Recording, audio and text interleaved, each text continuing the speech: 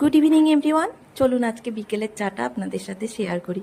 বিকেল আর কি বলবো, সন্ধেই হয়ে গেছে, এখন 7টা বাজে। হাজব্যান্ড এখনই অফিস থেকে আসলো, তো সেই কারণে এখন চা বসালাম। তো আজকে চাটা একটু স্পেশালি বানাতে যাচ্ছি। অ্যাকচুয়ালি কয়েকদিন আগে আমার ভাগ্নে বউ দার্জিলিং গেছিলো ঘুরতে, ওখান থেকে এই দুটো চা পাতার প্যাকেট আমার জন্য নিয়ে এসেছে। এটা হচ্ছে লিকার চায়ের আর এটা হচ্ছে দুধ চায়ের। ও বলল যে মামি খুব ভালো, মানে খুবই সুন্দর। তো ফ্লেভারটা খোলাতেই দারুণ বেরোলো, তো এখন করে দেখি কেমন বের হয়। তো এই যে বিকেলের দিকটা আমরা দুধ চাই খাই, সকালের দিকে লিকার চা খাই, বিকেলের দিকটা দুধ চাই খাই। তো বাস 2 কাপ চা বানিয়ে নিলাম।